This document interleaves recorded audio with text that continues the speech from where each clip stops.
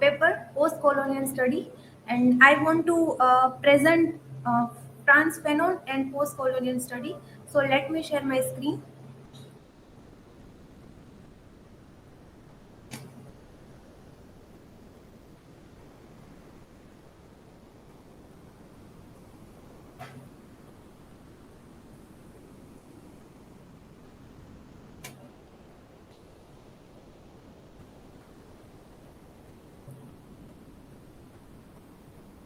Is it visible? Okay. So myself, Riddhi Bhatt, and I want to present again Post-Colonial theory.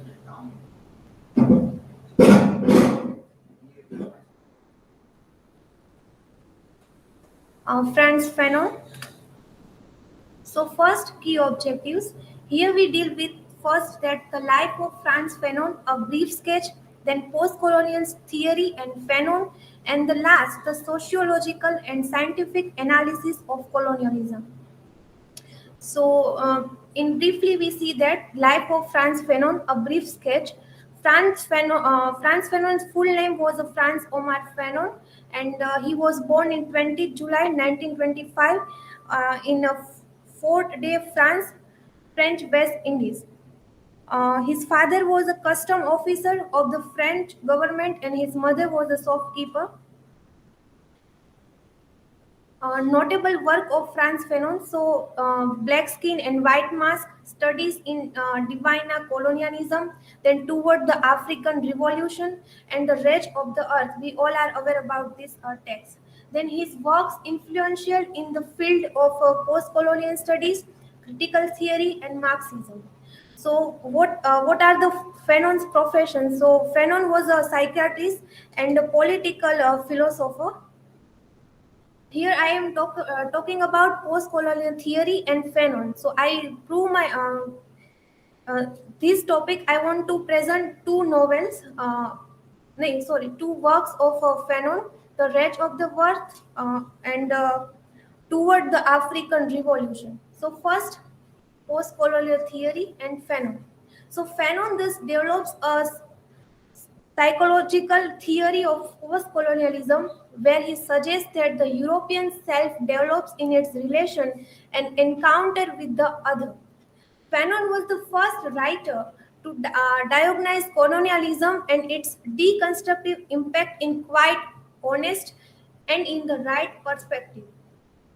Fanon's conviction that the mastery of a language, even the colonizer's language, is a source of immense power, and how effectively he has appreciated in the colonizer's language for his radically subversive textuality of anti-colonialism.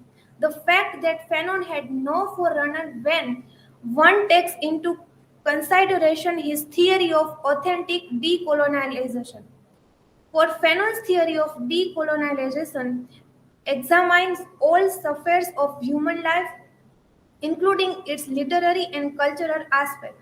This chapter substantiates in an unmistakable term that Fanon was the prime exponent of authentic post-colonial theory. So I take one quote. According to Leela Gandhi, post-coloniality derives its genealogy from both the narratives. Fanon's fight was not against the mere epistemological violence of the colonial encounter, but by and large against the socio-political and economic pillage of the colonizers against the colonized. So, what is the more instead of speaking for a very limited this reference take from post-colonial theory. So, first reference the rest of the earth. Wretch of the Earth, which has created transformative impact on the contemporary socio-political and literary spheres. One could describe the books as one of the foremost classic of post-colonial political and literary theory. Fanon propound idea of national literature and a national culture, recognizing the significance of cultural nationalism leading to national consciousness. Fanon believed that such a nation national culture must take recourse to the African myths and culture and practices. And yes, the Wretch of the Earth, published in 1961. So Fanon formulated the three stages in which a national culture is formed. The first stage was the native under the influence of the colonizer's culture seeks to emulate and assimilate it by discarding his own culture, what Homi Bhabha later calls mimicry. The second stage was the native acknowledges the white disparity and discovers that he can never be truly white or white enough for the colonizer to treat him as an equal and returns to study his own culture with a romantic and celebratory mode. And the third stage was, however, in the third stage, the native is truly anti colonial, accompanied by a critical analysis of own culture. So here I took one example in India. One need not to go Algeria and there to cite a few examples. So first example, that one example in India, the Indian Police Act, which even now guides or formulated the policy of our police force, was enacted in 1861. The administration of the India criminal law is governed by the Indian Penal Code and the Indian Criminal Procedure Code, which were passed in 1860 and 1898, respectively. The much acclaimed Indian Evidence Act was promulgated in 1885. So, therefore, S. Gill observed that the fact that India is still governed by a legal system conceived and formulated in the colonial era, and most of it in the 19th century, shows that this country is even today ruled by the colonial ethos of that period. Then the sociological scientific analysis of colonialism. So, how far Fanon has succeeded in evaluating colonialism and its impact on the society at large in a sociological and scientific perspective. So, this analysis based primarily on Fanon's book Toward the African Revolution, a collection of the political essays, articles, and notes written by him from 1952 to 1961. So Fanon believed that the struggle of the colonized all over the world has common nature. He begins his analysis of colonialism emphasizing the fact that man is constantly a challenge to himself. A person who adopts a very passive attitude to development taking place around him or her is contributing to an improvement of human reality. And here these three popular theses of his time. First one, the first thesis is the behavior of the North African often causes a medical staff to have misgivings as to the reality of his illness.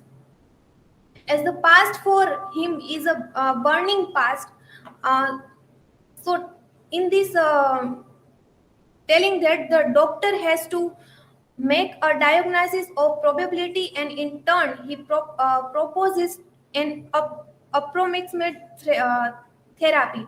The patient has strong feeling that it is because he is an Arab that the doctor does not treat him like others. In this second thesis, North African does not come with a, substance common to his race, but the foundation built by the European pre-existing framework.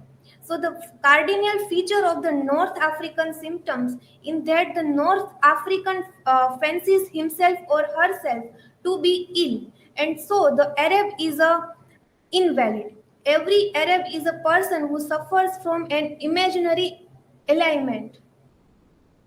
Then thesis. So in this thesis, concerned with the necessity of making a situational diagnosis, the doctor who treats a patient, especially a North African, has to find out the patient's relationship with his or her associates, occupation, and preoccupations. sexuality, and sense of security or insecurity, and the dangers that threaten him or her, etc. Him or her. In other words, one must make a situational diagnosis.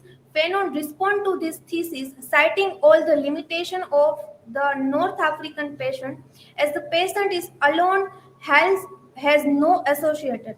So the patient buys himself or herself looking for a work. The patient has no occupation. The word preoccupation does not exist at all in the North African's language. The North African sexuality means rape and prostitution. Above all, the North African is in a perpetual state of insecurity. So, a multi-segmented insecurity, as Fanon called in this book. Also, Fanon said that the Arab has been branded as a thief, and the Arab in a looked upon a do-nothing race. Fanon strongly find fault with the colonizer for having put the Arab in such a sorry predicament. So, while speaking of security, Fanon remarks that threatened in his affectivity, threatened in his social activity, threatened in his membership in the community, the North African combines all the condition that makes a sick man. In short, the North African leads a death in life existence. So let us sum up. Is it relevant or helpful today? So Fanon and his work are very important to see in post-colonial theory. The magnitude of the issue discussed in the presentation drives home the relevance today of Fanon's surgical diagnosis of colonial, and his subsequent pres- prescription for the alignment of this world at large. His concept of authentic decolonization and the vision of an egalitarian global community.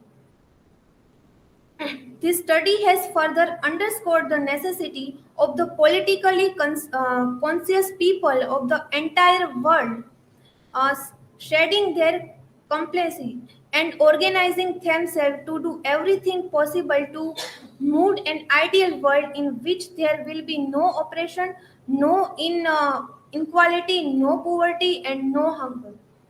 So these are some references, and yes, let us sum up some spelling error. I change it, and thank you.